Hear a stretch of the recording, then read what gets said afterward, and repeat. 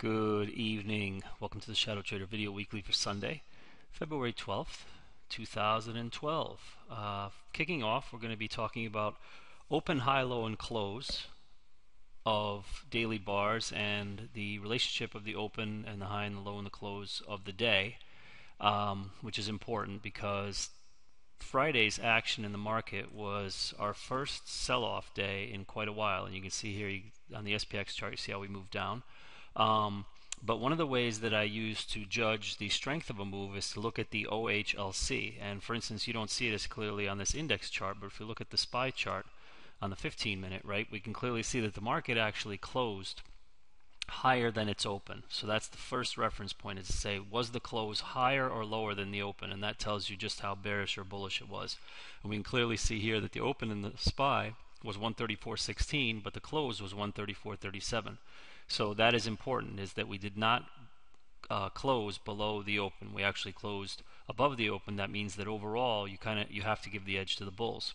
Next thing I look at is I look at where are the lows of the day made, and then were those lows retested or violated, meaning that we actually went lower. And if you look at the chart, it's very clear that the market actually was not able to push anywhere below the low that was made in the first hour of trade. This is a 15-minute chart, and here's the first hour, and you did not actually push lower. When the market sold off here, it sold off to a higher low, and even here it sold off to a higher low, albeit just slightly. So overall, I don't really look at this as all that bearish. If you look at the daily here, you can see that the bullish candle, essentially where the open is above, or rather the close is above the open. The trend is still very much intact. One of the things I also look at is the shape and tone of the profile, which I do a lot of work with for ES trading. So if you look at the profile here on Friday, this is the action here. You notice that the majority of the volume went off at 1336 and also at 1338. And note that over to the left, it makes sense because here's your 1338 here, where there was point of control before, and here's 1338.75, where there was point of control below that, right? And notice that even with the day's selling on Friday, right, this is really just a small price probe to some lows. Here's where there's real value at 1335.25, and again, going to the left of the chart, that's not very far below value here on this prior day.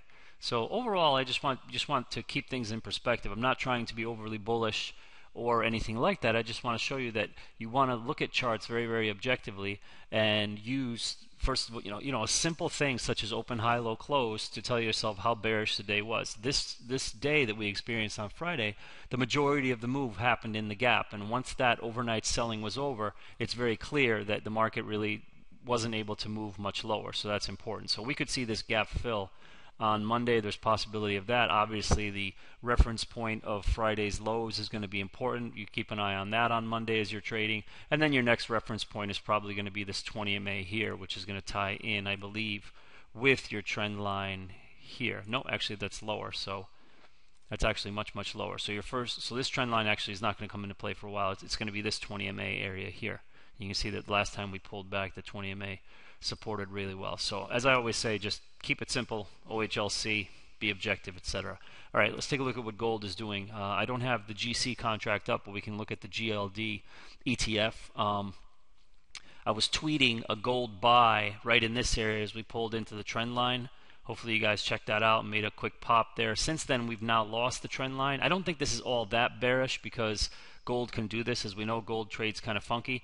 I would like to see this 20 MA hold. So if you're holding GLD or GCs, I want you to pay close attention to the 20-period moving average, which is at the same place essentially in the GCs. I think the GCs are even a little lower. They're sitting, the low of the day was kind of right on the 20, where you can see here the low of Friday was not. So we want to keep that in mind. If we do go lower, there could be some support at a fib number, which I'm not going to draw in. But one thing that is very important is that this is a huge volume breakout day. So we have not yet come into the range of this day, and we really shouldn't come in more than maybe a third down into the range of this day, somewhere in here. So this 20 MA is going to be key, and this body candle is going to be key. If there is some sort of a sell-off in gold that takes us anywhere near the lows of this bar, then I think that changes the tone going forward considerably. All right, let's take a look at some dividend stocks that have been working very well for me. Few names that you've heard of that I'm still involved with. OLP, which is One Liberty Properties, I think is coming into a buy point. I am long this from somewhere like in this area, I believe, in the 15 to 16 area, and I'd like to buy more here on the pullback. I also sent out a tweet that I was a seller of UBP up in this move somewhere over here. The stock since then went about 75 cents to $1 higher and has pulled back. I'm not interested in this one yet. I think it's somewhat overextended. If we get a fallback somewhere here to the 20, that would make sense. AGNC is one that I discuss very often. This is making some serious new highs, and since the last ex-dividend date, which is here, I tweeted a buy, by the way, on the stock at 27.60 or 27.80, I believe. So again, you got to follow me on Twitter. I mean, there's a lot of good stuff that I put out there, and you'll see the address at the beginning and end of this video. But since then, what's happened is the company has not done a secondary offering. There's always stock offerings with these mortgage REITs, and that usually knocks the price down again after the X date. And in this case, there hasn't been another offering, so the stock has just gone up, up, up.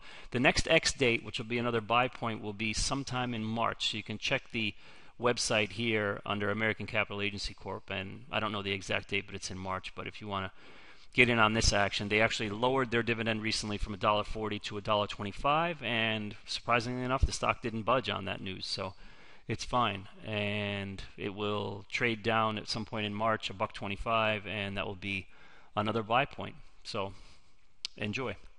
All right, that's all I have for today. On behalf of myself and the entire ShadowTrader team here in beautiful Philadelphia, Pennsylvania, I wish you good trading and good night.